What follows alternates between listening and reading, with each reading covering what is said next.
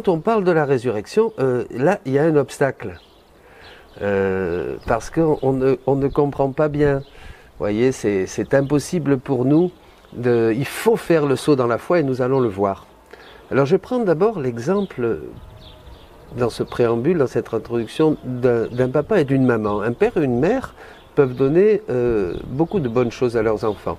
Si un enfant est malade, ils peuvent lui donner un organe, par exemple. Et il peut retrouver l'enfant, la santé physique. Voilà. Les parents, bien sûr, veulent que non seulement il ait la santé physique, mais aussi qu'il ait tout ce dont il peut avoir besoin. Vous voyez, pour mener une vie heureuse. En fait, ce que veulent les parents, c'est que l'enfant ait toutes les bonnes choses qu'eux, ils ont dans leur cœur, dans leur vie matérielle, spirituelle, morale, réussite. Ils veulent donner à l'enfant la meilleure des vies que eux, ils idéalisent. Et ça sera difficile parce qu'ils seront toujours devant la liberté, le choix de l'enfant qui peut vouloir cette vie ou ne pas la vouloir, hein, et prendre un autre chemin, même s'ils font tous les efforts qu'ils pourraient faire, hein, études, argent, santé, tout ce qu'il faut. Eh bien, on est toujours ça. Mais en fait, c'est impossible de reproduire sa vie, ses idées, ses idéaux, de la reproduire dans ses enfants. C'est impossible. Jésus, par contre, va pouvoir le faire. Et là, on va commencer à entrer dans le mystère de la résurrection. Il va pouvoir le faire parce que non seulement il va payer notre dette, il va donner, pour nous réconcilier avec Dieu, il va prendre notre vie. Cette vie, nous l'avons vu dans sa passion, va nous conduire à la mort. C'est nous qui mourrons, ce Christ défiguré, ce Christ flagellé, ce Christ couvert de sang, bien c'est notre vie qui meurt. Il va l'amener au tombeau, voilà. Elle va mourir. Jésus va donner la mort à notre vie en lui. Il va la conduire au sépulcre. Elle est enterrée, cette vie, hein, comme ces évangiles de la résurrection, Marie-Madeleine qui regarde le tombeau vide, cette vie, elle est enterrée et il ressuscite. Et dans cette résurrection, c'est notre vie aussi qui ressuscite, hein, puisque en lui, nous sommes tous nés, c'est le premier-né de toute créature. Et alors là, il va pouvoir nous donner, Jésus, hein, ce que ne pouvaient pas faire les parents. Il va pouvoir nous donner la meilleure des vies, c'est-à-dire la sienne, la meilleure des choses dont un homme et une femme peuvent hériter ici-bas, sur terre, durant ce bref temps de la vie.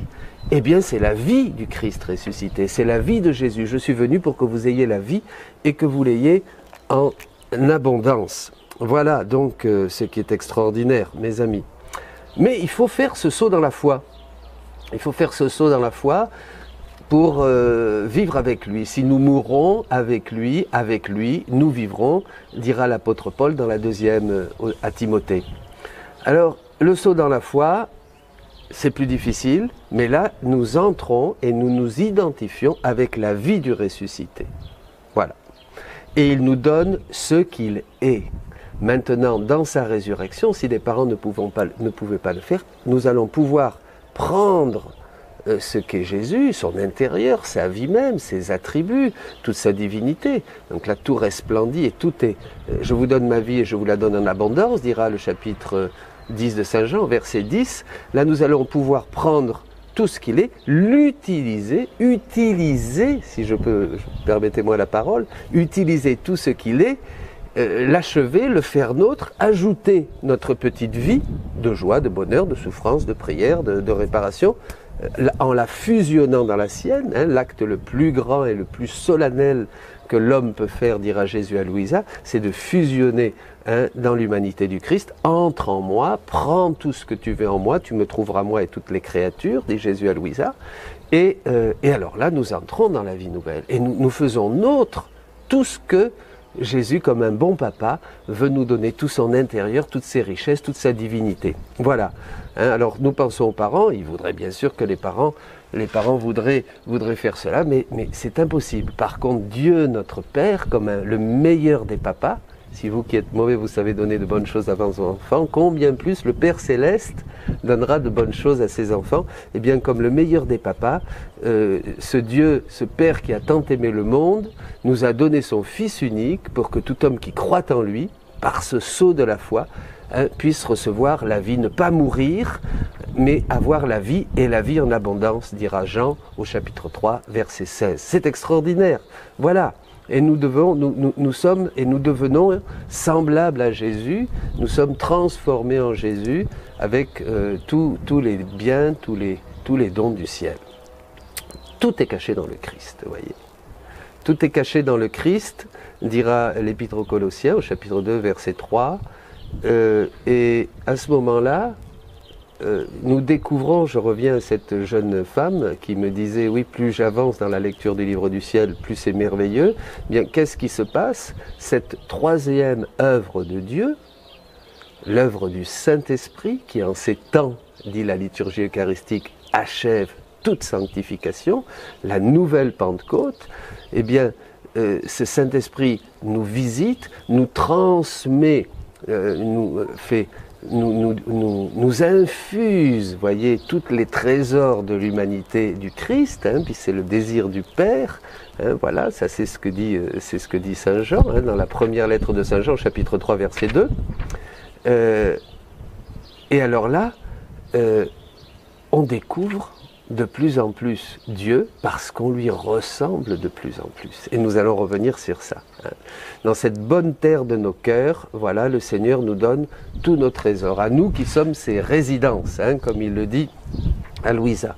Alors, voyons maintenant quelques textes. D'abord un premier texte où on va évoquer la nouvelle et divine sainteté. Un thème dont nous avons déjà parlé. Alors évidemment, il faut revenir sur des enseignements passés. Je ne peux pas répéter certaines choses qui ont été dites, mais je vous invite à repasser les enseignements, les diaporamas, parce que c'est comme ça. Il faut beaucoup écouter, il faut beaucoup baigner dans cet univers de la divine volonté qui renouvelle notre intelligence, notre vision de Dieu, notre vision du monde, notre théologie.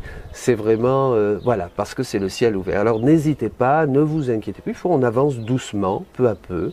On lit, on médite, on recommence, on lit, on médite et vous allez voir, c'est toujours de plus en plus merveilleux et on ne peut plus s'en passer. Alors, la nouvelle et divine sainteté, le pape Saint Jean-Paul II parlait aux pères rogationnistes d'une nouvelle et divine sainteté par laquelle le Saint-Esprit, disait-il, voulait enrichir les chrétiens à l'aube du 3e millénaire.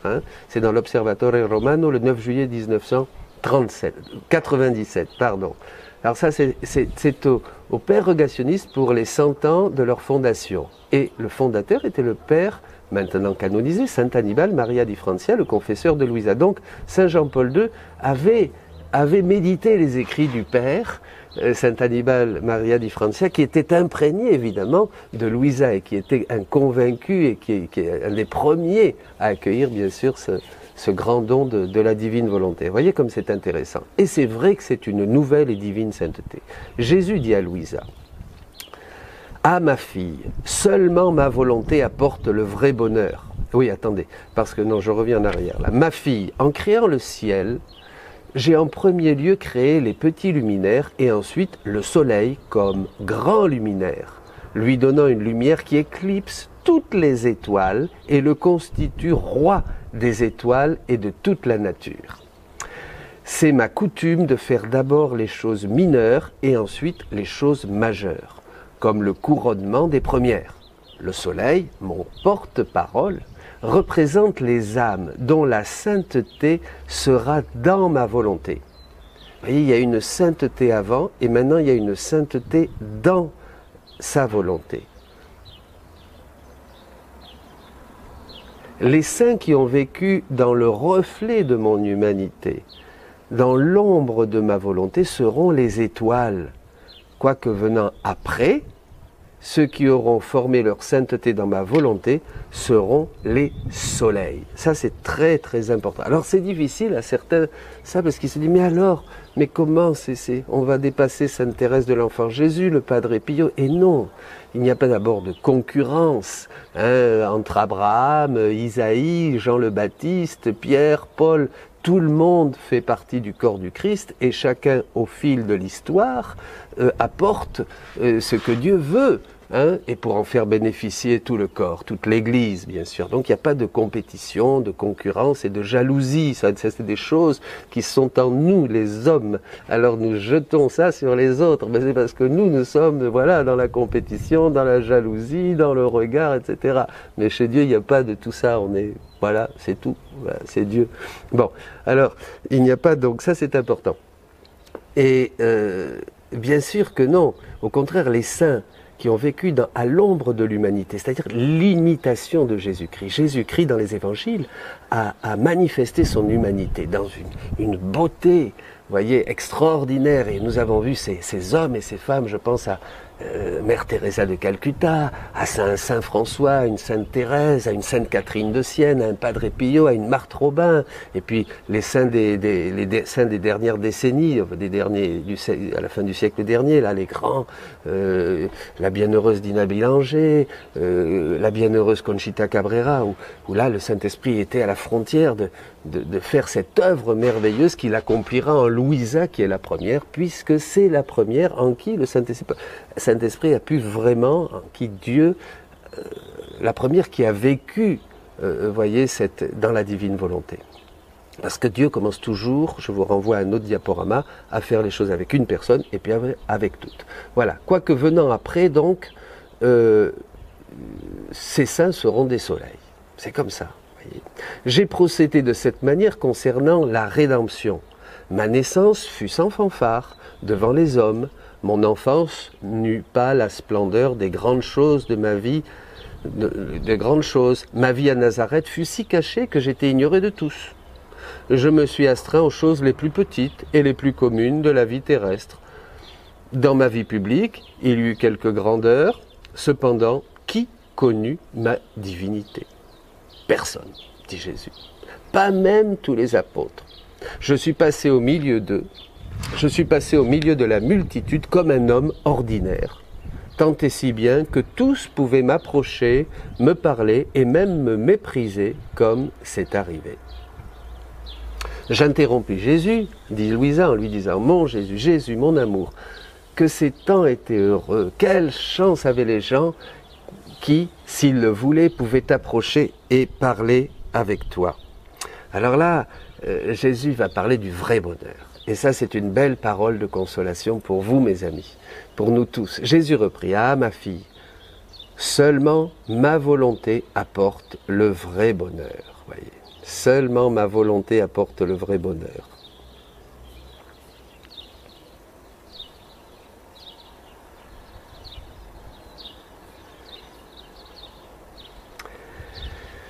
Elle seule procure tous les biens à l'âme, puisque tout est dans la volonté, tout est dans la divine volonté. Nous qui sommes privés, par exemple, de l'Eucharistie, c'est bien, en entrant dans la divine volonté, c'est pas une communion spirituelle. Jésus dit que c'est une communion réelle. Pourquoi ?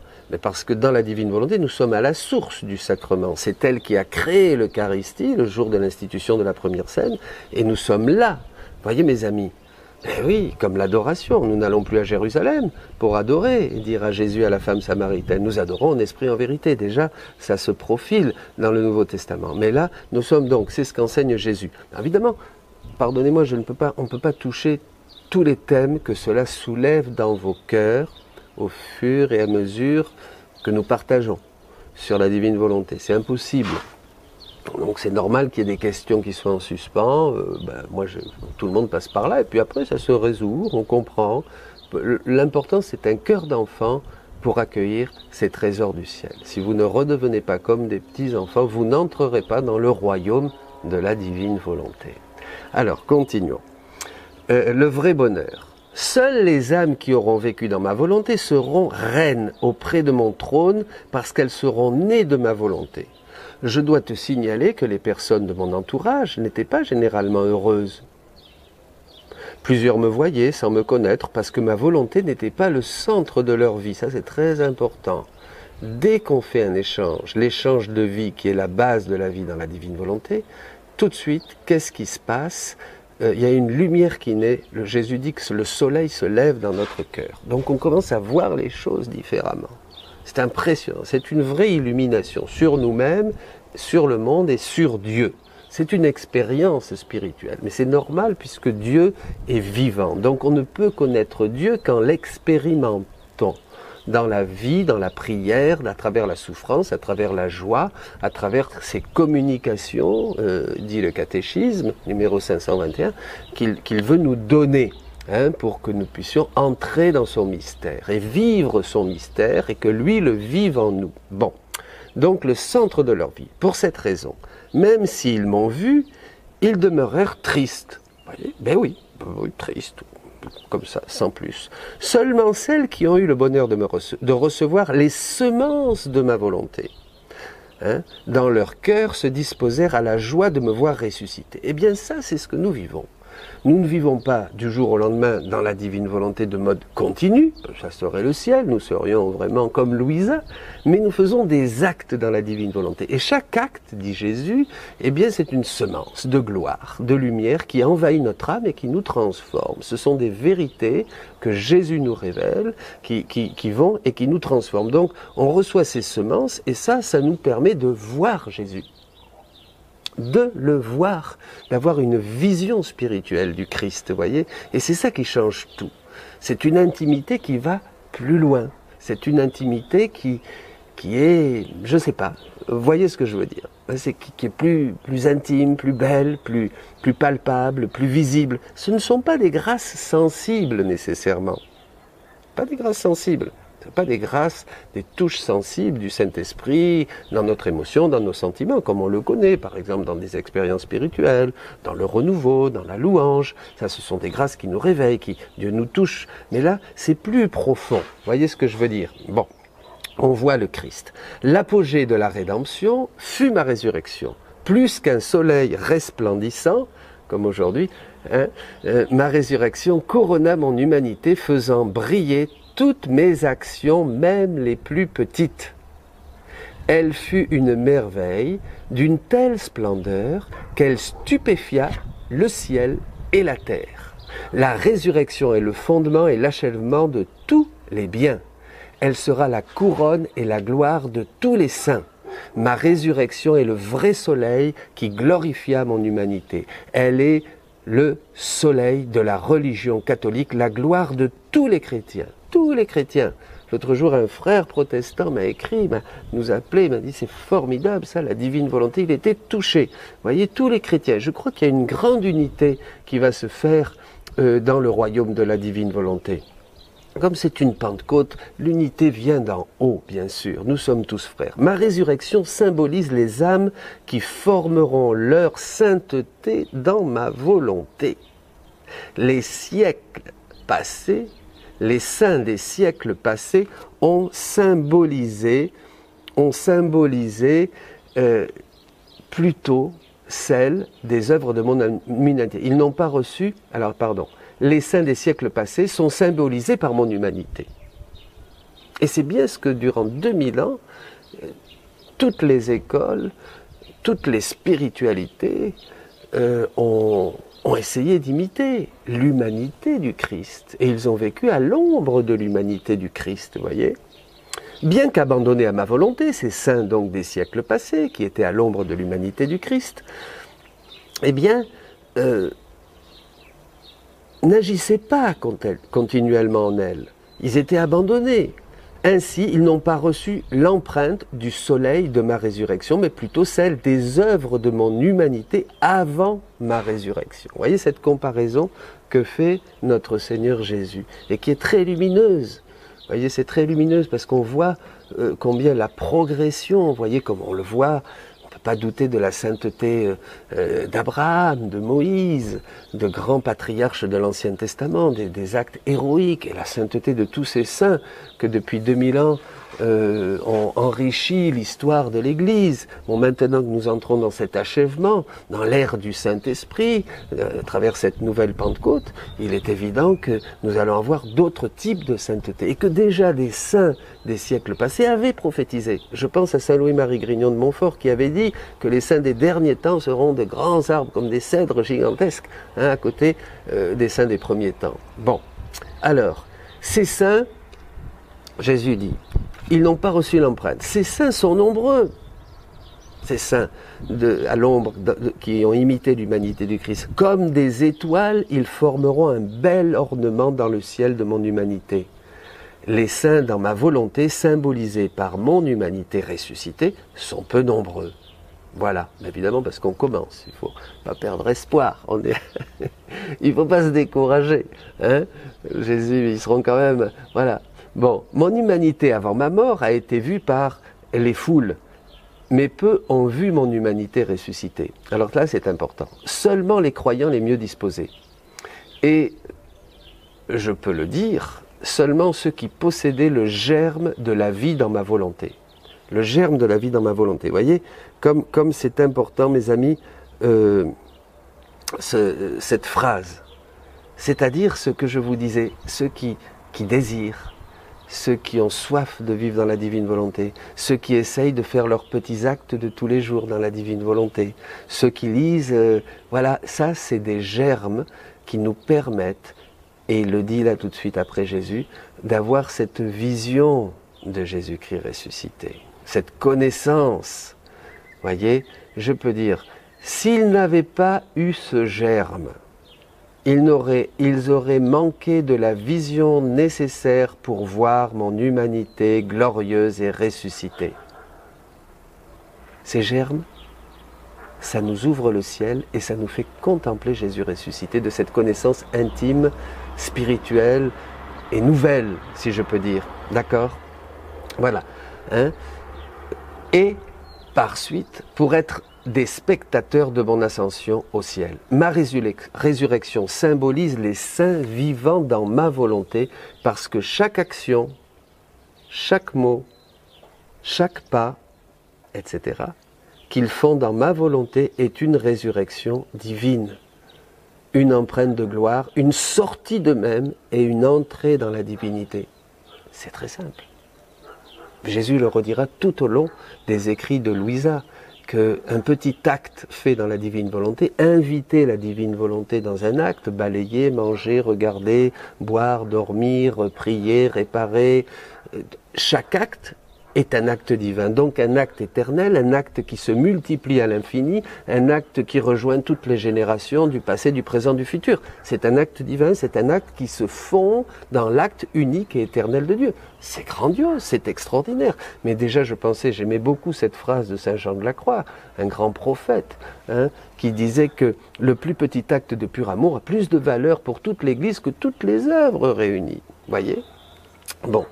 Toutes les œuvres de l'Église. Voilà. Donc pourquoi s'étonner si ces âmes deviennent comme ressuscitées et illuminées par le soleil de ma gloire? C'est normal. Et beaucoup, cette expérience de joie que vous sentez, de bonheur, tous ceux qui écrivent et qui disent mais c'est formidable. J'ai une sœur ermite qui écrivait, qui me disait mais c'est ce que j'ai espéré toute ma vie, c'est ce que j'attendais toujours.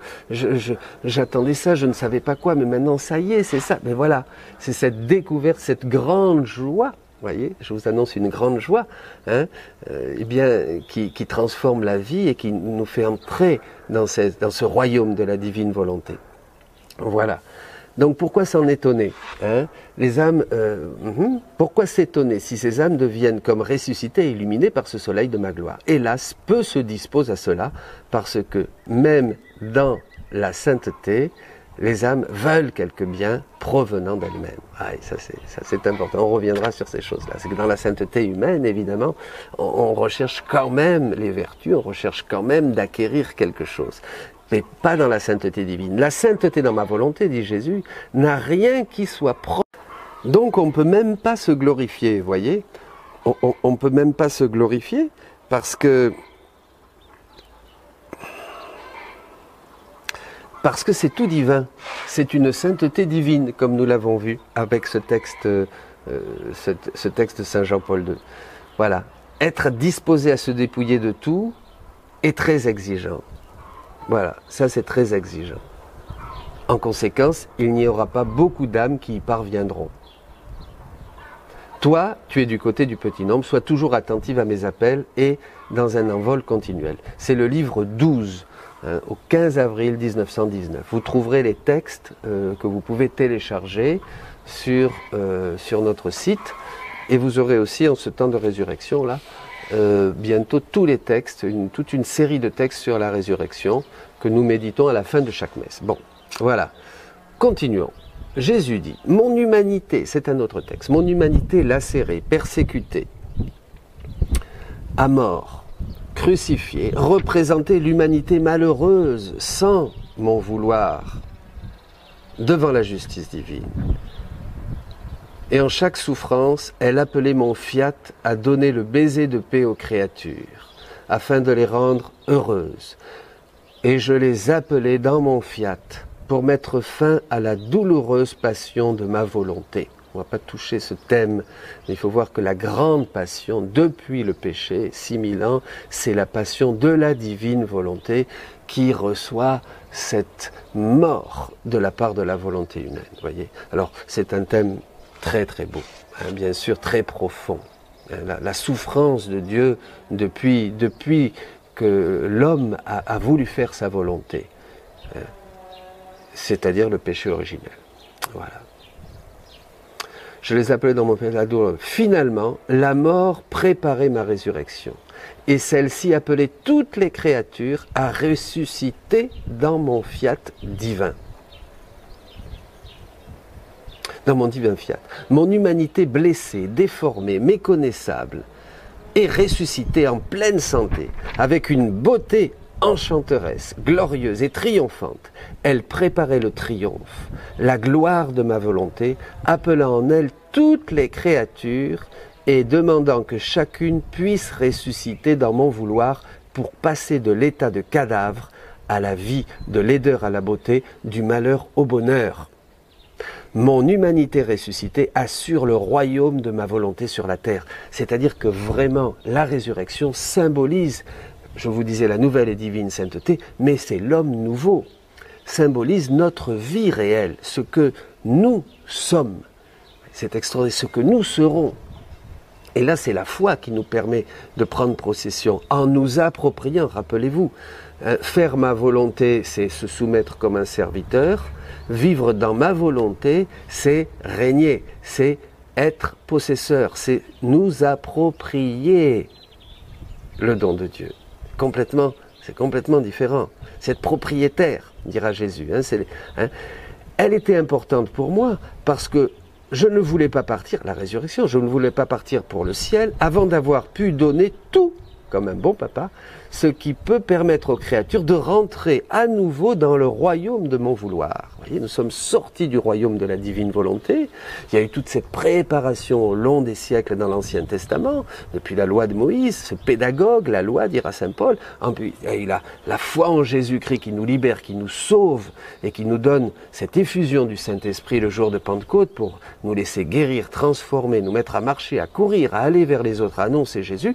Et en ces temps qui sont les derniers, Dieu maintenant nous ouvre la porte parce que la finalité du plan de Dieu, c'est pas seulement le salut, alléluia, nous sommes sauvés, mais c'est de nous faire revenir au rang, au but et à la finalité, au rang, à l'ordre et à la finalité pour laquelle nous avons été créés, dira Jésus, pour sous-titrer le livre du ciel, aux confesseurs, à l'Église. C'est ça. Donc le plan de Dieu, c'est que nous retrouvions cet état original et c'est ça, entrer dans le royaume de Dieu dont parle Jésus. Le royaume, voilà. Donc, elle était importante. Je ne voulais pas partir au ciel. Par conséquent, unis-toi à moi et fais qu'il n'y ait aucun acte que tu fasses et aucune souffrance que tu subisses sans appeler ma volonté à occuper sa place royale et dominante. Et ta victoire sera de la faire connaître et aimer et désirée par toutes les créatures. Bon, là, moi je dis le livre du ciel, c'est le manuel pour apprendre à vivre dans la divine volonté, pour entrer dans la divine volonté, pour laisser cette divine volonté régner en nous, la recevoir sous forme de prêt, et toutes les grâces que le Seigneur nous donne et qui nous transforment la vie et l'existence. Vous voyez, c'est extraordinaire. Et à travers nos petits actes. Voilà. Cette humanité blessée, pour aller plus loin et puis conclure un petit peu, défigurée, c'est chacun de nous. Quand Jésus était là durant cette passion que nous avons méditée durant la Semaine Sainte, mais c'est réellement chacun. Jésus, par amour pour moi, va vivre ma vie, payer le prix de tout ce que je dois à la divinité, que je ne pouvais pas payer, il fallait seulement une dette divine. Hein. Une dette divine ne pouvait être payée que par quelqu'un de divin. Alors, voilà, et il faut vraiment rendre grâce à Dieu, mes amis, pour ce don qui vous touche maintenant. Jésus met à notre disposition, à travers son humanité ressuscitée, tous ses dons. Il nous demande juste de mourir à notre volonté propre, pour le laisser lui régner. Si nous mourrons avec lui nous vivrons. Jésus nous dit qu'il ne voulait pas partir sans nous laisser tous ces dons. Mais maintenant, ces dons, ils sont là. Nous sommes comblés de bénédictions spirituelles dans les lieux célestes en Jésus-Christ, dira saint Paul. Eh bien, tout est là. Il suffit de tendre la main de notre foi et de dire, eh bien, je crois. Comment entrer dans la divine volonté? D'abord, maintenant que je vous en parle, ça veut dire que Dieu veut la révéler. Sinon, je ne vous en parlerai pas. Hein. La prédication, c'est le signe de Jonas. C'est ça. Hein, donc, deux, croire, l'estimer, vraiment chérir ce don comme le plus grand don, dit Jésus, qui est fait de la part de Dieu à l'humanité. C'est le don de la divine volonté. Tout concourait, tout était en fonction de ce don, dira le Seigneur. Tous les siècles avant, tout était justement pour cette révélation. Tout préparé, la Vierge Marie. La Vierge Marie est la reine du royaume de la divine volonté. Bien sûr qu'elle est heureuse avec tous nos chapelets, toutes nos dévotions, qu'on l'écoute, qu'on l'aime comme une mère. Mais ce qui rend Marie heureuse, surtout, et c'est son vrai rôle, et ça nous le méditerons au mois de mai dans le livre bleu, hein, Marie, reine du royaume de la divine volonté, c'est de nous enseigner ce qu'elle a toujours eu depuis sa conception immaculée, c'est-à-dire le royaume de la divine volonté en elle. Et comment maintenant faire entrer ses enfants pour que nous soyons tous les enfants de Marie, qui a un rôle très particulier dans les derniers temps. Et justement, c'est de nous réunir pour nous apprendre à vivre dans la divine volonté, et nous serons le triomphe de son cœur immaculé.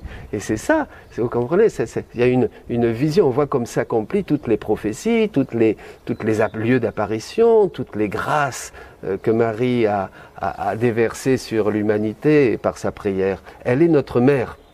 Voilà. Hein. D'ailleurs, bon, nous en reparlerons une autre fois. Alors, Jésus nous dit qu'il ne voulait pas partir sans nous donner tous ses noms. Mais bien sûr, parce que si Jésus n'est pas... si Jésus n'est pas ressuscité, vaine est notre foi. Voilà. Si le Christ n'est pas ressuscité, vaine est notre foi, dira l'apôtre Paul. La foi qui nous dit que Dieu nous aime à travers tout ce qui existe. On oublie que si nous nous éloignons de Dieu, nous nous éloignons de tous les biens, de toute la création. C'est pour ça que nous ne respectons pas le prochain, nous ne respectons pas la création, parce que nous n'avons pas cette vision, nous n'avons pas ces semences qui nous permettent de voir dans la lumière du Christ ressuscité toute la création, tout ce qui existe, tout ce qui est beau. Hein. Nous oublions Dieu, donc nous nous éloignons de tous les biens qu'il veut nous donner à ses enfants. On pense au bien spirituel, bien sûr, mais il s'agit de tous les biens, de tout le créé. Tout ce qui existe, les forêts, les montagnes, les aliments, la tendresse, la chaleur, la famille, Jésus, tout ça c'est la création, tout ça c'est créé. Et puis la grande espérance, mes amis, c'est la résurrection, pour la raison simple que si le Christ est ressuscité, il veut que cette création continue. Et bien sûr, ce soleil, la lune, les étoiles, la pluie, l'air, tout ce que nous vivons. Parce que sinon, la création n'aurait pas lieu d'être. Dieu aurait terminé avec cette création. Donc la résurrection est la confirmation que Dieu veut continuer son œuvre dans la création et son œuvre de rédemption dans l'homme jusqu'à ce que nous rentrions comme le Fils prodigue dans la maison du Père et que de nouveau nous puissions jouir et posséder tous les biens qui sont dans le royaume de notre Dieu et Père. Voilà. Alors, encore un texte. ma fille, dans ma résurrection, le droit pour toutes les créatures de renaître en moi à une vie nouvelle a été établi. C'est un droit. Comme dit dans un autre endroit, Jésus dit que nous sommes les fils légitimes dans la divine volonté, par droit. Vous voyez, c'est extraordinaire. Ma résurrection fut la confirmation, le sceau de toute ma vie, de mes œuvres, de mes paroles et de ma venue sur la terre pour me donner à toutes les créatures comme vie qui leur appartient. Voilà. Jésus nous appartient. Tous les trésors du cœur de Jésus nous appartiennent. Toute la vie de Jésus nous appartient. Tous les attributs de la divinité nous appartiennent.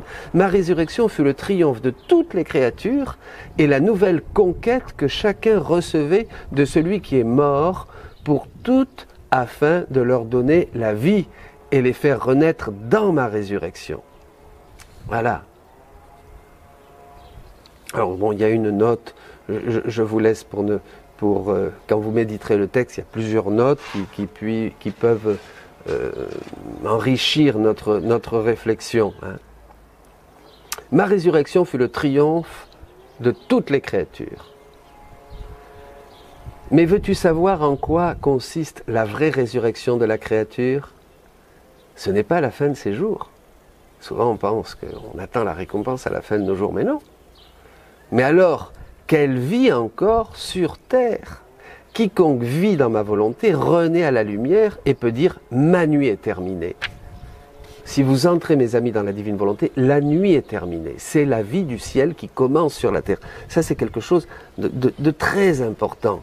Il n'y a pas un avant et un après. Vous ferez au ciel, après ce temps sur terre, quand Dieu le voudra, comme Dieu le voudra, puisque dans la divine volonté, nous nous abandonnons complètement à tout ce que Dieu veut. On va le voir là, pour terminer. J'espère pouvoir terminer. Vous ne ferez rien de plus que ce que vous faites ici. Ce que vous aurez commencé ici, et Jésus le dit aussi au livre 21, vous continuerez à le faire après.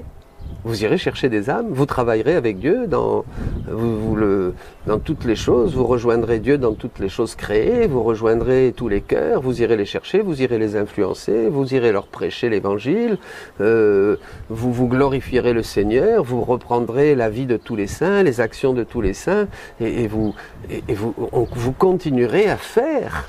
Vous voyez ce que vous faites déjà ici-bas dans ce don de la divine volonté. Donc la nuit est terminée, c'est le jour, nous entrons dans le jour, c'est l'aurore. Cette créature ressuscite dans l'amour de son Créateur, de sorte que le froid et la neige n'existent plus pour elle.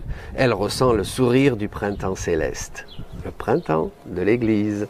Elle ressuscite à la sainteté qui chasse les faiblesses, les misères et les passions, la nouvelle et divine sainteté.